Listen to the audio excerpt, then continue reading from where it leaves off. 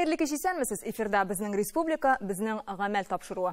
Ел башында төрле министрлыклар узган елга эшчәнлеккә нәтиҗә ясый. ЗАГС идарәсе һәм сәламәтлек саклау министрлыгының еллык утырышында демография мәсьәләләренә анализ тәкъдим ителде.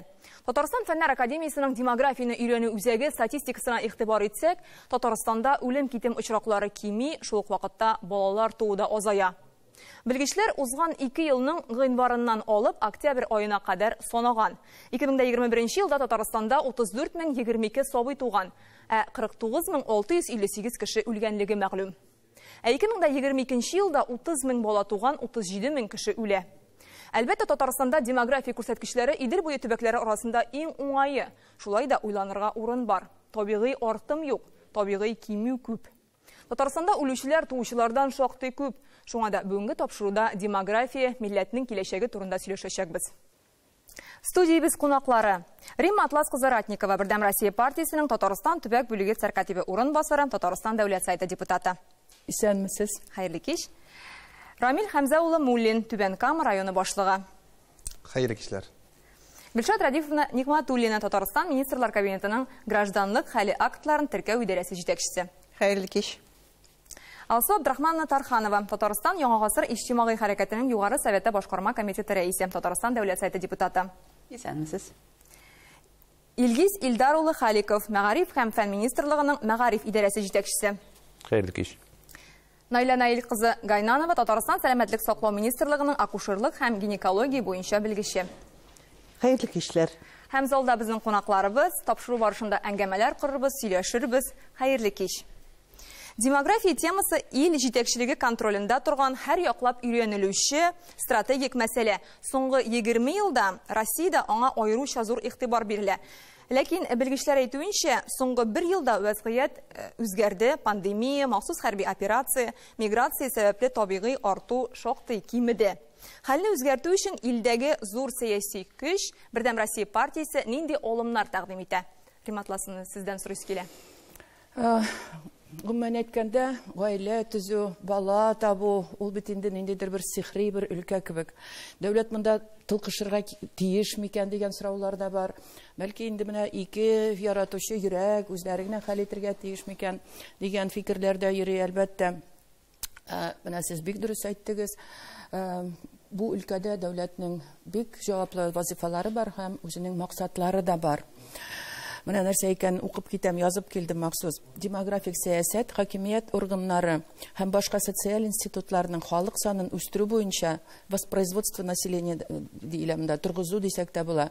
Менә шушы процессларны җайга салу өлкәсендәге максатчан эшчәнлеге. Моның нигезендә чынлап та менә 20 ел түгел, 15 ел элек төзелгән концепция, демографик концепция да. Һәм 2007 елда кеше саны безнең илдә 750-800 мең кешегә кими барган ел сайын. Бүгенге белән чагыштырганда әле ул бүгенгесе түзмәслек тә түгел кебек. Менә шул пандемияларны искә алсак, хәрби операция да бара бит инде, анысы да бар. Һәм бу өлкәдә сез атаган саннар гына түгел, бурычлар гына түгел, ул бурычлар киңрәк. Гаиләне ныгыту һәм туучылар санын стимуллаштыру дәүләт вазифасы, әлбәттә. Көтелә торган гомер озынлыгын һәм сәламәтлек саклау өлкәсендәге сораулар, әлбәттә, ул да бар. Һәм менә бу турыда өченчесе турында бик сөйләмибез, ныгытып басым ясап. Шулай да миграция өлкәсендә, менә халыкның төрле территорияларда урнашуы, яшәү тыгызлыгы, эшкә сыйфатлы булуы, аларда менә демографик проблемалар, алар бик тә бүгенге көндә мөһим. Менә күптән түгел узган атнада Кукмарада җыеннар узды. Бик Кукмара үсеп бара бит инде, алга бара, производстволар, яңа производстволар төзелә, эшләргә кеше юк диләр. Эшләргә кеше юк, нишләргә? Әлмәттә булды, Әлмәтлеләрдә рәисебез Рөстәм Нургалевич Миниханов Әлмәттә булды узган атнада. Әлмәтлеләрдә безгә кеше кирәк диләр. Производстволарыбыз күп, кеше кирәк безгә. Каян булсын ул кеше, каян килсен, менә эшләргә кирәк. Табырга кирәк бит инде юлын, ниме? Менә безнең партия өчен дә әлбәттә демография өстенлекле мәсьәләләрнең берсе. Бердәм Россиянең халык программасының анда 13 өлеше бар, икенче өлеше уның алдынгылардан икенче өлеше нык гаилә дип атала һәм нык имен күп балалы гаиләләр безнең өчен илнең бүгенгесе дә киләчәге дә әлбәттә. Шушы максат белән Россия Конституциясенә традицион гаилә турында үзгәртмә кертелде. Менә уйлап карасак бит инде нинди сәер нәрсә бит инде. Конституцияга язарга туры килде. Гаилә ул нәрсә? Ул ир-ат һәм хатын-кыз арасында төзелгән союз. Бу әле яңа үзгәрешләр кергәннән соң шуны язылып кую булды. Башка да китерү бит инде бу тагын нәрсә булырга мөмкин соң гаилә. Менә бит шуны язарга туры килде. Һәм балалар илебез өчен мөһим приоритет дигән сүзләр дә кертелде. Конституцияга бу инде Бердәм Россия партиясенең тәкъдимнәре белән. Сез инде мине матур сөйли, бала тугач гаиләнең финанс яктан хәле начарлана, барыбызга да бу мәгълүм, нишләргә кирәк, соң партиягыз нинди карарлар, нинди тәкъдимнәре бар дип әйтүчеләр дә, уйлаучылар да бардыр. Чынлап та 2-3 бала тапсалар, яшәү сыйфаты гаиләнең шактый үзгәрә һәм уңайыкка түгел, ансы да билгеле. Халык программасында моның өчен чаралар күп, тормышка ашырылалар да инде алар. Ана капиталын, төрле субсидияләрнең файдалану өлкәсен киңәйтү, менә бу беренче чиратта бара. Дәүләт думасы депутатлары сайлану белән кирештеләр бу эшкә. Социаль өлкәдә үзгәрешләр күп булды. Ел ярым эшли Дәүләт думасы, мәктәпләрдә комплекслы иминлек тәэмин итү, мәктәп медицинасын кайтару, законнарда федераль дәрәҗәдә күп балалы гаиләнең статусын билгеләү. Менә бу бик зур төп мәсьәлә бу. Статусы юганың һәрбер регионда алар һәрбер регион үзенчә карый. Менә федераль дәрәҗәдә федераль законнарга кертеп билгеләргә кирәк аны. Мондый проектта эшләнде, ләкин ул бүгенге көндә әле хөкүмәттә, чөнки ул зур акчалар таләп итә. Менә бүгенге вазгыятьтә андый акчалар әле юк. Бу статус кертелү ул нәрсәне күздә тота? Менә нәрсә бирә ул закон күп балалы гаиләнең хукукый хәле нигезләре турында закон булырга тиеш. Ул төшенчәсен билгеләү беренчедән, нинди чаралар дәүләт тарафыннан булырга тиеш. Анда бик күп чаралар язылган, но һәрберсе финанс яктан тәэмин ителергә тиеш. Һәм ул әле каян алырга ул акчаны ул билгеле түгел. Шуның өчен әле ул закон кабул думага да кертелмәгән, дәүләт думасына кертелмәгән. Ләкин миңа калса ул закон барыбер дә кабул ителер. Чөнки кызганычка каршы демография өлкәсендә әле проблемаларыбыз бик тә күп.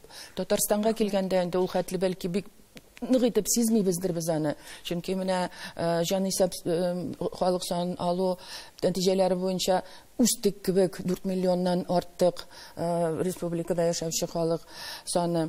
Күп балалы гаиләләр саны да арта бара.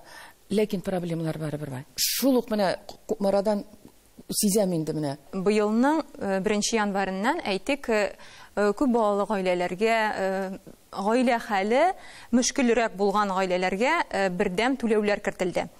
Менә алсу Фердинандовна, сез сөйләп китсәгез иде, бу анда санауларга исәпләүләргә килгәндә быелдан әйтик, әгәр дә баштан безнең декрет ялында утырган ананың пособиесе дә шушы хисаплаулар да саналса, исәпләнсә, керсә, хәзер ул саналмый дип беләм. Шуңа күрә моңа күбрәк гаиләләр шушы пособиене алу мөмкинлегенә ия. Мин дөрес сөйлимме? Шулаймы бу чынлап та? Сәлемсез. Әйе, безнең менә 2023 елдан бердәм пособие дигән төшенчә кертелде. Бу инде мохтаҗ гаиләләргә һәм йөкле хатыннарыбызга түләнелә торган пособие. Ләкин бу пособиелар элек тә бар инде. Чөнки шушы пособиеларны алыр өчен безнең гаиләләребез төрле инстанциягә мөрәҗәгать итәргә тиешләр. Әйтик, бала тугачта 3 яшькә кадәр алар фонд социальное страхованиегә, аннары 3 яшьтән 7 яшькә кадәр соцзащитага һәм инде 7 яшьтән 17 яшькә хәтле инде пенсионный фондка мөрәҗәгать итәләр. Һәм инде менә 1 январдан шушы бөтен пособиеларны берләштереп, бер платформага урнаштырып, без бит инде хәзер социальный фонд России дип аталабыз. Шушы бердәм пособиене йөклелектән алып, бала 17 яшькә кадәрле социальный фонд России түли. Бу пособиене билгеләгәндә шушы мохтаҗ гаиләләрнең гомумән гаилә кереме һәм махсус тикшерү үтәргә тиеш ул, чөнки анда әле акчалата түгел, аның фатирлары, җирләре бар микән дә раслап бер проверка уза дип әйтим, тикшерү уза. Бүгенге көндә бу пособие яшәү минимумы каралган. Төп әйтик инде основа булып шушы яшәү минимум 50% тора түләү шушы мохтаҗ булган гаиләләргә. Бу 5626 сум. 5926 сум тәшкил итә. Һәм инде без шушы 50%-ны шушы гаиләгә кушып та саныйбыз. Әгәр дә шушы пособиене кушып та гаилә кереме бер минималь 12 меңгә тулмый икән, димәк инде без аларга 75%, бу инде 8899 сум. Димәк, гаиләнең бер әгъзасына ничә мең гаилә кереме, гаилә әгъзасына бер яшәү минимум булырга тиеш санаганда. Шуннан кимрәк икән, димәк, бу пособие түләнә дигән сүзме? Ләкин ул әле менә акчалата гына түгел, аның барлык мал-мөлкәте дә тикшерелә. Әгәр дә инде гаиләдә әйтик 2 машина, 2 квартира икән, бу пособие түләнелми. Шуңа күрә пособиегә килгәндә ана капиталына турында да безнең үзгәрешләр кертелде. Безнең бит инде 2-нче, 3-нче балалары булган гаиләләр без ана капиталыннан шулай ук акчалата ярдәм алалар иде. Бу инде 2-нче балага гына алалар иде. Хәзер инде менә 1 январьдан 1-нче балага да ана капиталыннан шушы бер яшәү минимумын алалар. Димәк, аларга шушы ана капиталыннан да 12219 сум түләнелә, һәм инде шушы бердәм пособие да түләнелә. Шундый пособиелар каралган. Тагын әйтеп үтәргә кирәк. Бердәм менә шушы бердәм пособие һәр бер гаиләгә, кайсы гаиләгә чыгамы, чыкмыймы икәнен алар гариза биреп карарга тиешләр. Аның өчен каядыр барырга кирәкми? Дәүләт хезмәтләре порталына кереп, Россиянең дәүләт хезмәтләре порталына кереп, әйтик, үзләренең күрсәткечләрен язырга мөмкин, язып калдырырга. Гариза бирәләр дә без инде менә 10 көн эчендә аны карыйбыз, раслыйбыз. Әгәр дә тиеш икән, димәк билгелибез. Менә менә шушы турыда әйтеп китәсем килгән иде. Безнең партия документларында ул проактив формада бирелергә тиеш дип әйтелгән. Кеше справкалар җыеп, эзләнеп, каяндыр анда ишек кагып йөргә тиеш түгел. Менә ниндидер бик җиңел генә формада эшләнергә тиешле эш. Ул шулаймы бүгенге көндә? Менә чынлап та. Безнең менә алар гариза биргәннән бирле менә 2 сәгать эчендә барлык структура белән инде хәзер электрон элемтә эшләнгән. Һәрберсе турында информация килә. Шуңа күрә без инде менә шушы ярты көн эчендә алар турында барсын да күрәбез. Справкалар безләрдән бер таләп итмәйбез. Рәхмәт. Рәхмәт. Гөлшат Радиковна, сездән сорыйсы килә. Менә татарстанлылар ничә яшьтән гаилә кора һәм менә бу тенденция нинди якка таба үзгәрә? Әйтик, моннан 5 ел элек ничек иде хәл? Демографик үзгәрешләр Татарстанда һәм бөтен Россиядә социаль-икътисади үсешенә зур йогынты ясый. Бүгенге яшьләр бик кияүгә чыгарга, бала табырга ашыкмыйлар, дөресен әйткәндә. Аларның әби балаларына караганда, ата-аналарына караганда, алар соңрак кияүгә чыгалар, соңрак бала табалар. Бу үзгәреш бер яктан уңайлы дип әйтсәк, чөнки алар бик җитди бу мәсьәләгә карыйлар, башта укыйлар, хезмәт куялар, аннан соң инде гаилә кырыйлар. Икенче яктан бу мәсьәләдә бар бит монда табиблар бар, репродуктив системасы да бар. Хатын-кызның бозганышка каршы репродуктив системасы ул шикле. Әгәр дә син 30 яшьтә табасың икән, 20 яшьтә табасың икән, синең мөмкинлекләрегез икенче төрле була. Ул турыда яшьләр күп чиракта уйламыйлар. Саннарга килгәндә безнең абсолют сан буенча 1000 кешегә исәпләгәндә безнең республикада былтыр теркәлгән туу турында актларның буенча без 1-нче урында торабыз. Идел федераль округында 36924 безнең теркәлгән акт. Инде шул балалар арасында 30% беренче балалар, 35% икенче балалар, 20% өченче балалар, 7% дүртенче һәм бүтән балалар. Вот шундый исәпләр, шундый саннар безнең бүгенге көндә. Кияүгә чыкканда инде безнең саннар 27 мең без теркәлгән актлар бар былтыр. Һәм яшькә килгәндә тулысынча әйтеп була 28-29 яшькә кадәр безнең яшьләр хәзер үзгәрде, уларның яшәү. Димәк, Кияүгә чыгу яше кичектерелә. Кичектерелә, шулай шулда.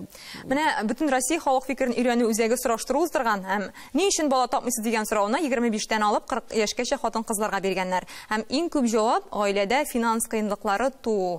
Икенчедән, әти-әни өчен ирек югалу дип җавап кайтарылган. Һәм бала тапмаган яшьләр үзем өчен яшим әле дип җавап биргәннәр.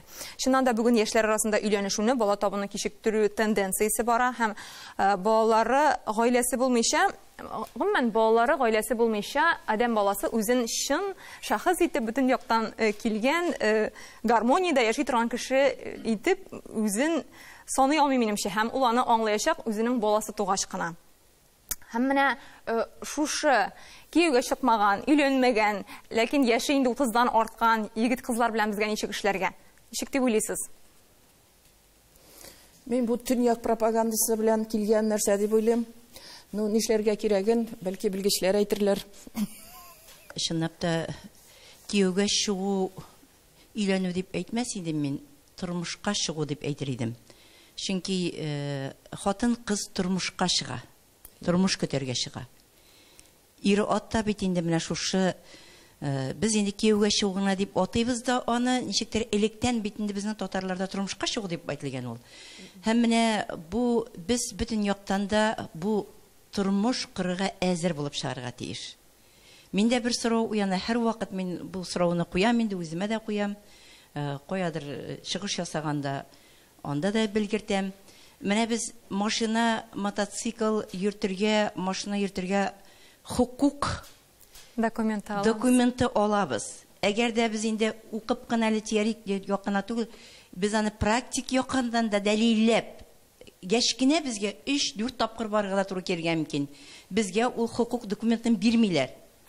Ә менә гаилә курганда, инде тормышка чыкканда, бер нинди документ та кирәкми, бер нинди әзерлек тә кирәкми. Бүген күрдем, мин аны ошаттым, менә йөрәгем шуны куша, өйләнәм дип малайыбыз кайтса, кияүгә чыгам дип кызыбыз кайтса, менә барыбыз да инде, ой, алар шулай тели бит, инде без каршы киләнмиз, каршы килергә ярамый инде. Ә нишләргә безгә?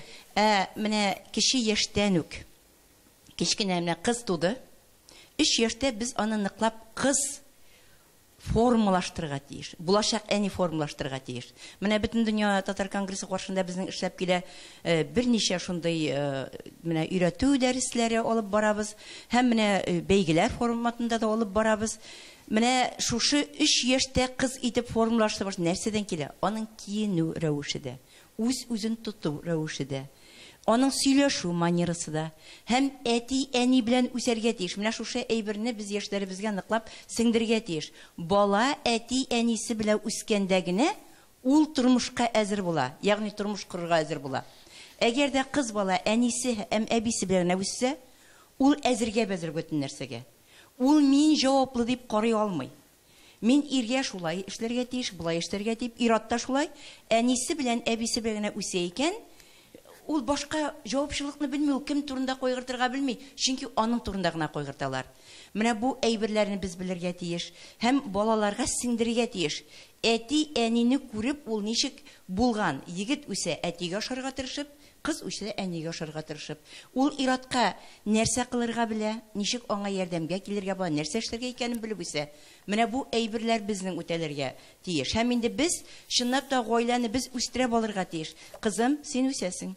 Син шушлайрак булырга кирәк, сиңа булайрак булырга кирәк. Һәм үзеңнең сиңа карап алар өйрәнергә тиеш. Әнигә карап кыз бала, әтигә карап егетебез өйләнергә тиеш. Димәк, шулай да менә гаиләдә формалаша, менә күп әйбер гаиләдә формалаша. Күп әйбер нигенә әйтсәк тә гаиләдә формалаша. Без күбрәк ясел бакчадан сорарга омтылабыз, мәктәпкә сылтыйбыз, шулай бер нишәмиләр, булай бер нишәмиләр. Беренче чиратта үзебез җаваплы. Без үзебез җаваплы. Без үз балабыз өчен үзебез җаваплы. Менә мин бу гаилә мәсьәләсендә без менә демографик яктан килгән вакытта без халык саны азайды дибез. Без халык саны азайдыны хәзер сөйләүдән файда юк. Татарлар арасында. Татарлар арасында. Бөтен Россиядә, Татарстанда түгел. Сыйфат буенча эшләргә кирәк. Әгәр дә безнең милләтебез сыйфатлы балалар тәрбияли икән, сыйфатлы милләт ул барыбер югалмый. Ул үзенең урынын таба. Шунарга күрә менә халыкны арттыру дип түгел, ә менә сыйфат. Гаиләдә дә әгәр дә сыйфатлы балалар тәрбиялиләр икән, ул бер бала үзе 10 балага тора торган була. Әгәр дә ул сыйфатлы булса, ул дәүләткә дә файда китерә. Хөкүмәткә дә файда китерә, гаиләгә дә үзенә дә файда китерә. Безнең менә бу 30 еллап без Запад менә теге чит илләрдәге үрнәкне итеп алдык. Анда шундый матур яшиләр, анда шундый бөтенесе яхшы. Үзебезнең гыриф гадәтләребезне югалттык. Без диннән дә киттек, идеологиябыз да югалды. Безнең таяну ноктасы бетте. Шушынарга күрә менә хәзер безгә, без менә бөтен Россия татар гаиләсе фонды да менә шушындый мәктәпләрдә, загысларда, төрле уку йортларында менә шушындый һәр вакыт татар гаиләсе бар, татар гаиләсе булган, татар гаиләсе булачак дигән девиз белән эшлибез. Ул татар гаиләсе гыриф гадәтләргә буйсынган. Анда әби баба, әти әни булган, матур гаиләдә балаларда табасы килә. Менә хәзер әйтәләр, карьера ясый, яшьләр карьера ясыйлар. Карьера бер ялгызын калып, идә утырган вакытта ул карьера менә яшьләргә шушыны аңлатырга кирәк. Шул ук вакытта дәүләт тә ярдәм итәргә тиеш. Менә балалар бакчаларын күпәйтеп төзергә кирәк. Шул вакытта зур түләүле акчалы эшләр табарга кирәк. Институтлар бик күп, уку йортларын яшьләр бетерәләр, эшсез йөриләр. Аларга зарплатаны әз була. Менә ул яктан да безгә карарга кирәк. Менә мин менә татар гаиләсе буларак иң ышанычлы юл безнең гыриф гадәтләребезне кайтару һәм ислам диненә таянып яшәү. Ислам диненә таянсак, без абортларда ясатмыйбыз. Без үзебезнең сәламәтлегебезне дә саклыйбыз. Без ират белән хатын-кыз мөнәсәбәтләрендә һәр вакытта беренче урынга куябыз. Ират белән хатын-кыз мөнәсәбәте. Гаиләдә әти белән әни. Менә ул безнең конституциябызга да кергән. Менә әгәр дә безнең шушы 3-4 кенә таяну ноктасы булса да, без Алла бирсә алга китәчәкбез. Бүген инде без төрле программалар эшләргә тырышабыз. Авыр хәлдә булган гаиләләрендә ярдәм итәргә тырышабыз. Ләкин бу инде күбрәк әйтәләр бит, кыйрыкка сугу. Бүген шунда тәрбия мәсьәләсенә игътибар бирәк. Шунда без бүген яхшы гаиләне күрсәтәбезме? Нәрсә ул яхшы гаилә? Кайда без аны хуплыйбыз? Һәм дәүләтнең һәм кешенең дәрәҗәсе ничек моңа? Әйтик, менә без менә шушыны асылда җилектә төп юнәлешне берсе итеп алмасак, әйткәнемчә безнең киләчәгебез куркыныч. Мин әйтер идем, гаиләдә беренче бала булырга тиеш. Беренче бала булганда гына ул чын гаилә булып оеша һәм балалар үсәләр үзләренең энеләренә, сеңелләренә карап, аларга тәрбия биреп, бергә әтисе, әнисе белән алар өйрәнеп үсәләр. Ничек балалар карарга, шуңа күрә алар өчен менә шундый проблема булмас дип уйлыйм мин. Ханым, сез ничә бала үстегез гаиләдә? Без 9 бала үстек. Менә бит. Гаиләдә безнең 9 бала булды, бер-беребезне карап, бер-беребез белән уйнап, әти-әнинең мөнәсәбәтен күреп, әти-әнинең ничек балаларны тәрбияләгәннәрен күреп, менә шуны карап үстек һәм менә шундый модельне без алабыз үзебезнең гаиләбезгә. Иҗтимагый оешмалар нинди ярдәм итәргә ала? Менә мин үзем Татарстан Яңа гасыр иҗтимагый хәрәкәтенең башкарма комитеты рәисе булып эшлим. Менә шул мәсьәләләргә без бик игътибар итәбез, чөнки безне борчыган хәлләр бар. Безнең мәктәпләрдә хәзер менә семьяведение дигән дәресләр, гаилә корурга өйрәнү дигән дәресләр юк хәзер, кызганычка каршы. Яшьләрдә үзләренең проблемаларын иң элек куялар инде, аларның бер-берсе өчен, үзләре өчен яшәргә бала тапмау, балага усса да абортка ясарга кушалар, аборт ясарга кушалар, иратлар. Мин әле әти булырга әзер түгел, мин әле әни булырга әзер түгел дип әйтәләр. Әти-әниләрдә никахсыз торган балаларына бик кырыс карап, зина кыласы дип аларга ярдәм итмиләр, балага усса да кызлары алар ярдәм итмиләр. Шуңа күрә бала тумый кала, аны үтерү дигән фикер дә бар. Менә шулай тәрбияләргә кирәк иде. Беренчедән баланы яратып үссен иде, хатын-кыз буласы кызлар, әйме? Һәм дә инде иҗтимагый хәрәкәтләр, иҗтимагый оешмалар үзләренең өлешен кертсен иде менә шул тәрбияләүгә. Менә без үзебез мин алып килдем күрсәтергә сезгә семьеведение дигән менә шундый җыентык игълан иттек һәм аларны таратабыз мәктәпләргә, педагогларга, психологларга, алар эшләсен өчен менә шундый бу укытучыларга кулланма, балалар белән эшләргә. Сценарийларда монда бар, планнарда төзелгән, әзер планнар эшләгенә. Мин уйлыйм инде иң беренче яшүсмерләр белән эш алып барырга кирәк, аңлатырга кирәк, аларны өйрәтергә кирәк, аларга бирергә кирәк менә шундый белемнәр. Законлы син гаилә корасыңмы, никахсыз торасыңмы, аның аермасы бар. Балалар үстерүдә дә, үзләренең мөнәсәбәтләрендә дә менә шуларны аңлатырга кирәк иде дип уйлыйм. Һәм менә без Кадри рәисем сез әйтеп киттегез, мәктәпләрдә гаилә дәресләре турында. Илгиз Илдарович, менә безнең бүгенге мәгариф системасында гомумән андый дәресләр бармы, ул ничәнче сыйныфтан кертелә? Шул турыда сөйләсәгез иде. Беренчедән, Кадри рәисемнең әйткән фикерен менә дәвам итеп китәс килә. Рәхмәт.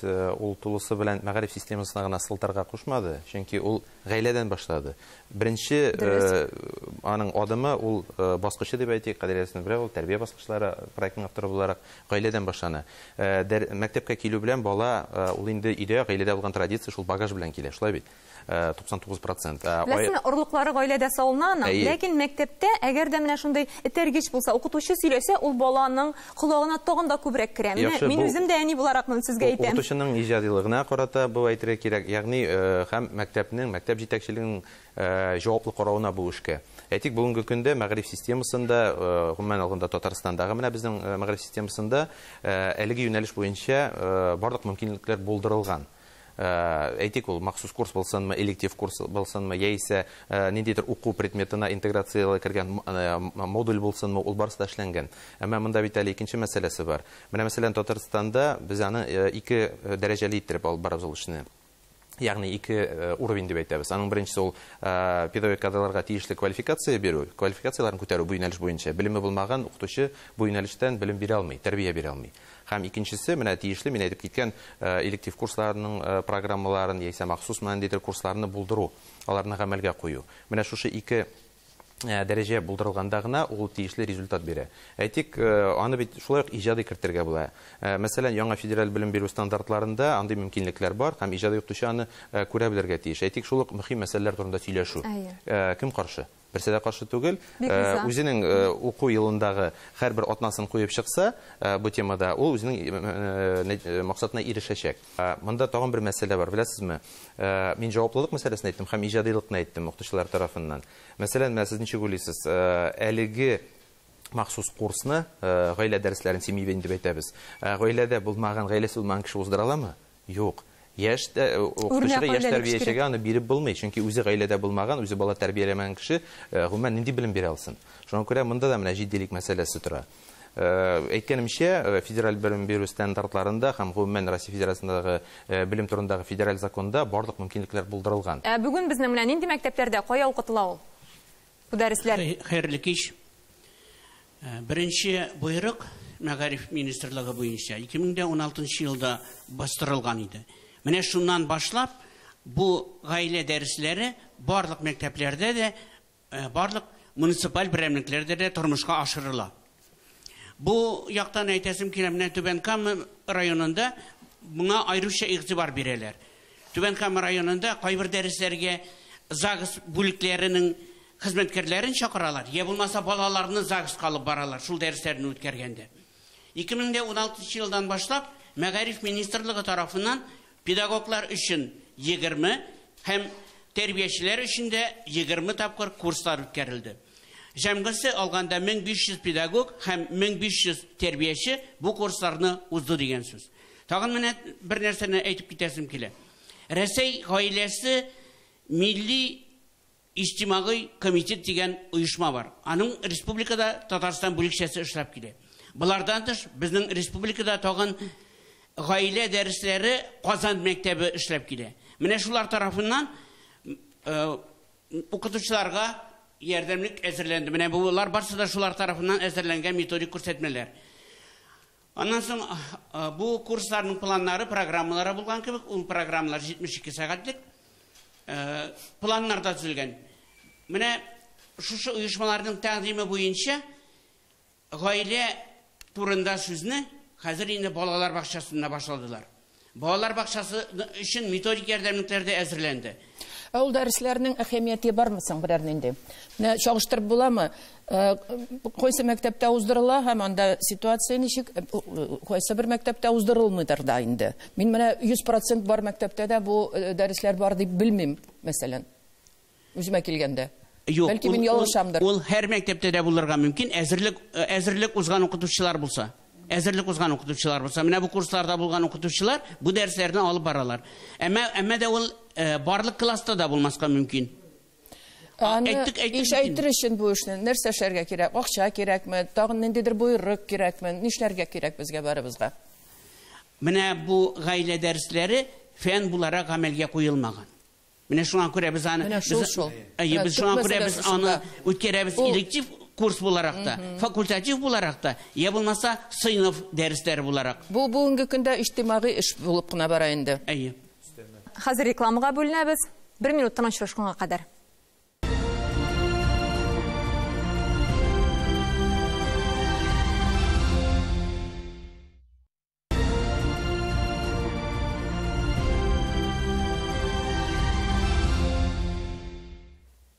Хәерле кич исәнмесез. Эфирда безнең республика, безнең гамәл тапшыруы.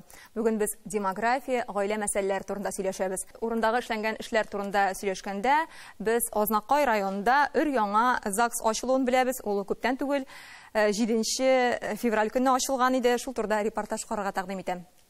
Азнакайда өр-яңа ЗАГС бинасы ачылды. Ул 2021 елда Татнефть оешмасы финанс ярдәме белән төзелә башлаган була. 103 миллион сумга чыга. Бу үзенчәлекле проект буенча салынган бина. Республикада башка монды юк. Бинада 2 зона, ЗАГС хезмәткәрләренең эш бүлеге һәм тантаналы чаралар уздыру өчен заллар. Ачылыш тантанасында 50 ел бергә гомер итеп алтын туйларына җиткән һәм 60 ел бергә иңгә иң куеп яшәгән гаиләләрне юбилейлары белән тәбрикләделәр. Siz bizning uchun o'rnak har vaqt, sizning bolalarimiz bizning uchun o'rnak. Shunday eng hurmatli oilalarimizni bugun biz chaqirdik. Sizga bek zo'r rahmat. Rayon ЗАГС бүлегенең шушындай бинасы булу, ул һәр кем өчен дә, бөтен Азнакай халкы өчен, бөтен район өчен шулкатлы зур бүләк бит инде бу. Азнакай районының ЗАГС бүлеге җитәкчесе Айгөл Таһир кызы безнең студиядә. Менә өр-яңа бина, бу бинаны киләчәктә менә яңа гаиләләр барлыкка килсен өчен, яшьләр гаилә корсын өчен чаралар уздыру өчен ничек кулланачаксыз? Хәерле кич, исәнмесез. Чыннан да 22 елның 16 май көнендә әле генә нигез ташы салынды. Ә инде менә 7 февраль көнне безнең ЗАГС бинасы тантаналы рәвештә ишекләрен ачты. Biz моңарга бик шатмын һәм инде форсаттан файдаланып Татнефть генераль директорына Маганов Наил Ульфатовичка бик зур рәхмәтләребезне белдерәбез. Барлык азнакайлар исеменнән. Ә инде чараларга калсак, гаиләләрне саклап калу өчен бик күп чаралар үткәрелә. Менә әйтәсем килә, безнең районга гына хас димикән.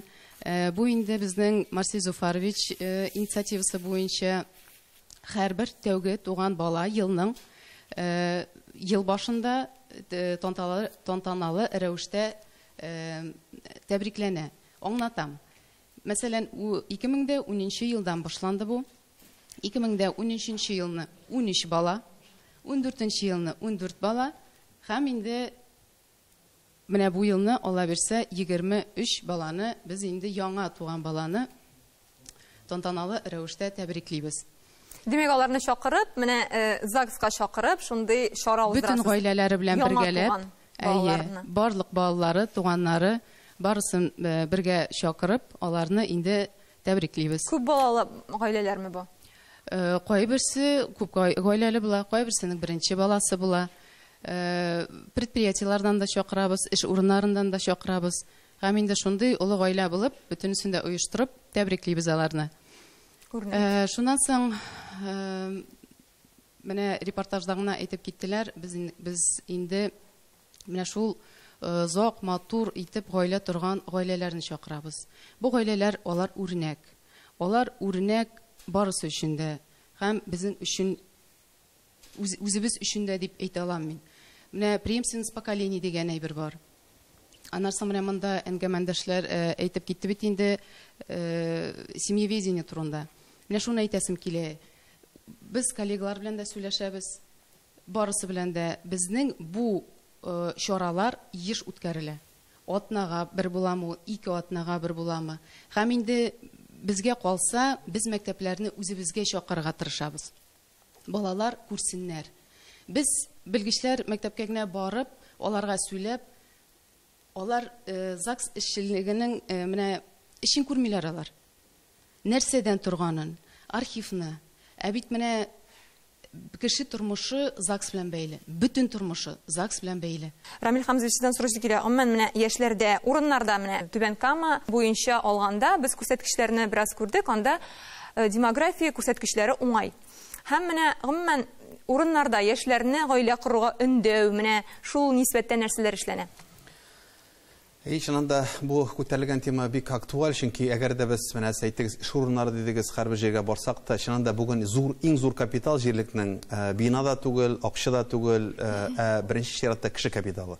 Бүген инде без аны азрак соңрак аңладык. Менә кайдадыр барсак та, әйтик, менә без Сингапурда укып кайттык, әйтик, башка илләрдә караганда, шуннан да ничек аларның үсешенә карап шаккатаек. Мәсәлән, шул Сингапурны алсак, анда үз халкы 2,5 миллион. Алар инде 20-30 ел эчендә 8,5 миллионга җиткән. Әлбәттә, монда инде бала табып түгел, ә җирлектә мөмкинлек тудыру. Менә дәүләт программалары бар, алар бар инде. Бүген акча да бирәбез, башкасы да түләнелә. Ләкин бу тема әле безнең өчен, без моның әле асына төшеп аңлап бетермәк дип аңлыйм.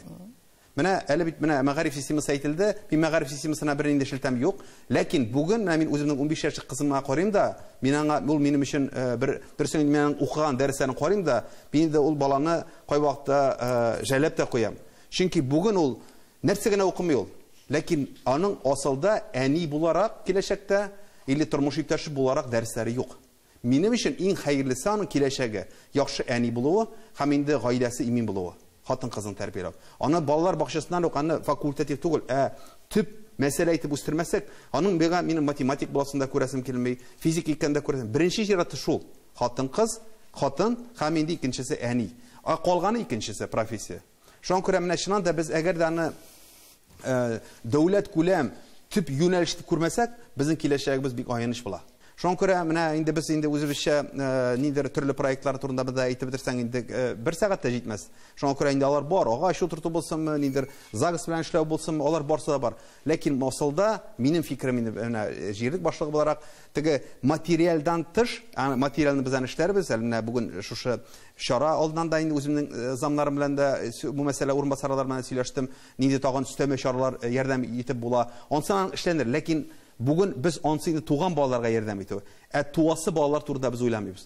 Монда инде сәламәтлек балаларның, чөнки бүген әйтик, балаларның ашавы булсынмы, хәрәкәте булсынмы, спорт юнәлешләре булсынмы, тәрбия булсынмы, әле бүген шул менә хатын кызның бер яктан гинеколог бар, икенче яктан андрологлар юк. Бүген ул да бик зур проблемага әйләнеп килә бүген көндә, чөнки бүген хәрәкәт җитми, шул сәбәпле инде бу мәсьәләләрдә безне бер шуңа күрә безнең бәлки бүген инде бер юнәлеш туган балалар белән, туган гаиләләр белән эшләү булса, икенчесе яңа буласы гаиләбезне менә шушы яңа туган баладан күрсәтеп, бүген бит без бу гаиләне үзгәртә алмыйбыз, ул теге бер бала тәрбияләнгән гаиләнең икенчесен табып булмый бит инде аның.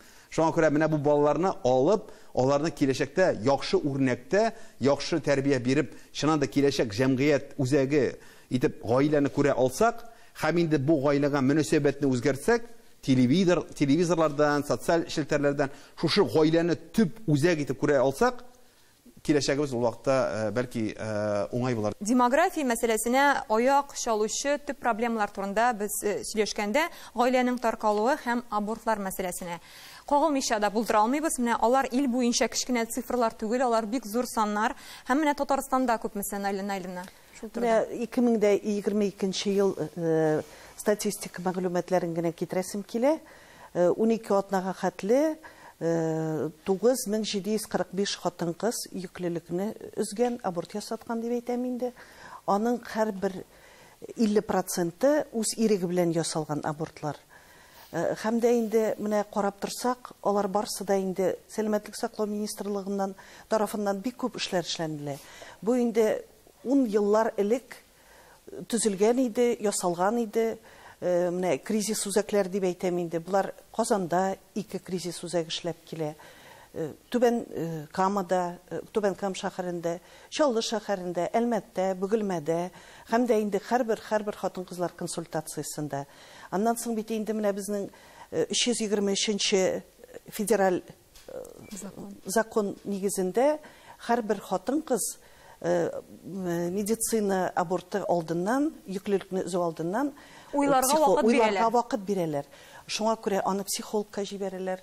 Аны шул хатын-кызлар консультациясендәге табибта шулай итеп консультировать итә инде. Файдасы бармы менә бу уйлау? Файдасы бар. Менә безнең инде шушы милли проектлар буенча абортны консультация проектлар дип әйтегез. Анда хайран хатын-кыз менә барбер теге вакыт биргәч уйларга, ул бит инде гаиләсенә кайтып уйлый, сөйләшә, шул бер фикергә килеп, ул чиракта бу бала исән кала. Шундый статистика бармы сәбәпләре буенча? Менә сәбәпләре нәрсәдә? Сәбәпләр буенча бар. Менә безнең хәзер бу ел башыннан мониторинг дип әйтәбез инде без. Һәр ай сайын менә психологический, шундый социаль анкета формасында инде ул шундый ниләр уздырабыз. Анда инде менә шаккатырсыз зарплата әз, социаль факторлар бик күп инде. Эш урыннары булмау сәбәпләрен күрсәтәләр, күп яшьләр. Күп инде, күп очракта менә 80%, 85-90%. Матди хәл белән бәйле. Әйе. Сезгә булган мәгълүматны аны алырга кирәктер, асылда нишләргә кирәк дә. Менә әйтик, берсе зарплатада, ул бит тәрбия белән бәйле дә. Менә бүген ул мәгълүматның белән бераз эшлим икән безнең. Ул материал. Менә мин мәсәлән үзем өчен ачып утырам. Түбән Кама буенча, мәсәлән, ул мәгълүмат ни сәбәпле без 10 мең баланы югалттык, булдырылмыйча. Бу дөньяга китермичә. Ни сәбәпле бу хатыннар, ул бит инде Аллаһның рәхмәте белән ул балалар бит инде әнинең карында. Ни сәбәпле алар бу дөньяга килмәде? Менә бүген безгә шушының белән эшләүче бармы икән, юкмы икән? Бу шулай ук сорау. Шулай шымат. Аннан соң тагын бик куркыныч әйберләр бар безнең. Әле моны без дәүләт күләмендә дә күтәрмибез бер вакытта да. Менә районнар буенча һәр җитәкче үзенең районында күпме сан бар икәнен белеп карасын иде. 30 яшьтән 50 яшькә хәтле ир-атлар бер дә өйләнеп карамаган, бер дә тормышка чыкмаган хатын-кызлар 30 яшьтән 50 яшькә хәтле һәр районда 1000-нән артык. Һәр районда. Менә без 24 картлар йорты бар дип сөйлибез хәзер Татарстан буенча. Киләчәктә безнең һәр җирлек сайын 24 кенә түгел 50 шәр картлар йорты кирәк булачак булай барсак. Моның турында әле без ни өчендер беребез дә сөйләмибез дә, әйтмибез дә, ләкин инде без шул үзебезнең Аккал фарк оешларынасы каршында инде үзенең димчләр клубы, менә безнең мисал өчен 66 пар 2 ел эчендә Балташта менә шул кавым кешеләре безнең өйләнештеләр. Бу инде димчләр клублары ачып. Менә безнең Азнакаядә ул әйтеп бетермәде, безнең инде бу пар канатлар клублары эшли, ЗАГС бүлекләре каршында безнең бер ай эчендә бирәләр, ЗАГСка язылырга пар килә. Шуннан соң алар белән хезмәт күрсәтә башлыйлар Аккалфаклылар, хатын-кызлар. Аның бер атнада алар эшлиләр. Менә гаилә бюджетын ничек корырга, әз генә акча кереме булса да ничек үтерергә, кайнана-кайната белән ничек эшләргә, әби-бабай белән ничегрәк якын киләләр алырга. Гомумән, һәм хәтта инсоннан менә үзләренең туйларында биелмичә торган парлар була. Хәтта вальс әйләнергә дә өйрәтәләр алар. Дини яктан хәзрәтләрен чакырып аларга аңг белем бирәләр. Булар безнең эшли. Менә әнә шул даирә белән, ягъни әнә шул һәр районда бүгенге көндә 43 район булса, ул шәһәрләрдә бирәк тә күп. Рәсәй күләменә чыгып карадык без. Анда бигрәк тә күп. Бик күп бу. Һәм менә демография нәрсәдән югала? Өйләнүче булмагыч бит инде балалар да туу әзәя. Аннан соң тагы бер әйберне искәртәсем киләм, булай җыелганбыз икән монда. Менә хәзер безнең судка бирәләр аерышырга. 80% без моны монда яшәргә тиеш түгел. Оннан да ким түгел безнең аерышучылар һәм шул ук вакытта ир кешеме, я хатын кызмы, менә бер кызган вакытта яза без аерышабыз дип. Һәм мисал өчен ир кеше язды, я хатын кыз язды ди. Судья иренә шалтырата да, сез беләсезме бу турда ди? Вайта мин беләм ди. Айрада куя. Менә күрәсезме нинди җиңел генә түгел монда. Ул ачуланышкан вакытта кемдә нинди фикер уянмас. Электән бит инде булай түгел безнең аксакаллар клублары, шуны хатын-кызлар советлары, судьялар каршында үзенең шундый оешмалары була иде. Аларны шундый судьялар була иде. 8 тапкыр кире китертә ай үткәртеп һәм нәтиҗәдә кире кавыштырып җибәрә. Хәзер булдымы булды? Менә бу әйберләрне дә безгә кара кирәк. Шундый начар законнар кирде безгә. Матди хәл, менә абортлар әйтик безнең матди хәл аркасында балалар тумыйча кала икән дип. Бар менә татарларда шундый әйтем дә бар. Җан биргәнгә юн бирә дигән инде, әйме? Менә еш кына бала тапкан саен, балалар барлыкка килгән саен, балалар туган саен, гаилә ишәйгән саен, аның матди хәле дә гомумән гаилә матурая. Һәм анда бәхет барлыкка килә шушы гаиләдә. Менә Фәридә хезмәттәшем 4 бала әнисе, хәзер мин дөрес сөйлимме? Шул сиңа сүзне бирәсе килә. Хәерле кич, исәнмесез? Бала бит инде ул Аллаһ Тәгаләнең безгә биргән бүләге, аманаты. Без аны шулай дип кабул итәргә тиеш. Чөнки балаларны менә сөйгән вакытта да мин син бит безгә Аллаһ Тәгаләдән килгән бүләк дип яратам. Битләреннән үпкәндә дә матди хәлгә килгәндә миңа калса, күп балалы гаилә булам дип кенә булып булмый торгандыр дип уйлыйм мин. Чөнки күп очракта бит инде менә бик күп физик яктан мөмкинлекләр булмаска мөмкин, сәламәтлек ягыннан дип әйтүем инде тартып алып кына булмый. Аллаһ Тәгалә сиңа ничек бирә? Безнең очракта менә шулай, барысы да мәхәббәт белән туган балалар, һәм инде ниндидер матди якны уйлап тапкан балалар түгел. Дәүләттән кемдер нәрсәдер миңа тиеш дип утырып кына булмый. Иң беренче үзеңнән башлана бит. Аннан соң матди хәле яхшырга килгәндә, дөрестән дә Аллаһ Тәгалә үзе бәрәкәтен җибәрә. Чөнки балалар тугач, син бит инде икенче төрле фикерли башлыйсың. Менә бер бала туды. Мин үземнең мисалда әйтәм инде, хәзер минем олы кызым Аллаһы бирсә 16 яшь тула, 5 яшьлек яшүсмер бала. Аннан соң инде уйлый башлыйсың. Аха, мин бу балага матур үрнәк күрсәтергә тиеш. Аны матди яктан тәэмин итү әтисе җилкәсендә күбрәк булса, рухи ягын мин кайгыртырга тиеш дип уйлый башлыйсың. 2 бала туа, 2 бала тугач тагында менә шундый җаваплылык арта. Һәм син ничектер үзеңдә хатын-кыз буларак һәм шәхес буларак формулашуга, үзеңә үзең таләпчән була башлыйсың. Камиллекнең чиге юк дип әйтәбез. Син инде тышкы кыяфәт белән генә түгел, рухи яктан гына түгел, эшеңдә дә илгәргә тырышасың. Аннан соң инде менә ниндидер җәмгыятьтә кайнаган чараларда да катнашырга тырышасың, чөнки синең балаң менә минем әни шундый, мин шундый булырга тиеш, аңа охшарга тиеш ди, кыз бала бигрәк тә. Ир балалар инде менә Кадир Рәисимдә бик матур итеп әйтте, ир бала әтисенә карап үсә дип, ир балалар да шулай. Аха, менә мин үскәч, мин ир-ат булгач, инде өйләнер вакыт җиткәч, минем хатыным менә әни кебек булырга тиеш дип уйларлык дәрәҗәдә син үзеңне үстерергә тиеш. Бу очракта инде син ниндидер теге менә фәлән җирдән фәлән сум хезмәт хакы алам дип эшләмисең әлбәттә. Аны ничектер һәр гаиләнең үзенең бер формуласы бардыр бәлки, ләкин безнең гаиләдә бу формула Аллаһ Тәгалә биргән икән балаларны, бәрәкәтен үзе үк бирә ул. Чөнки дәвәниемнең яратып әйтә торган бер сүзе булган. Мондый дәүләтне бер кайдан да алып булмый. Дәүләтегезнең кадерен белегез дип әйтә торган булган, чөнки минем әнием менә 39 яшендә, 40 яшь тулганда миңа энекәш алып кайтканда гел шулай дип әйтә иде. Менә шул дый кыйммәтләргә нигезләнсәк, балалар булыр. Фәридә ханым, менә шулай да өстәп китәсем килә. Чынлап та без менә бәхетле, имин, сәламәт булырга телибез үзебез һәм халкыбыз да шундый булырга тиеш дибез. Аны барыбер дә көчле дәүләт тәэмин итәргә тиеш. Барыбер дә дәүләт эшләмәсә бер нишләп булмый. Икенче яктан дәүләт көчле булыр өчен халкыбызда имин, сәламәт, тырыш, бәхетле булсын иде. Рәхмәт. Тапшырубыз ахырына якынлашты. Менә шушы урында әйтәсе килә, яшьләр гаилә корырга курыкмасын иде. Гаиләләребез ишәйсен иде һәм үрнәк гаиләләр күбрәк булсын иде. Игътибарыгыз өчен зур рәхмәт. Кунакларга рәхмәт әйтәм. Шушындый матур, зур теманы күтәрдек. Шул темага сөйләштек. Исән сау булыгыз. Күрешкәнгә кадәр.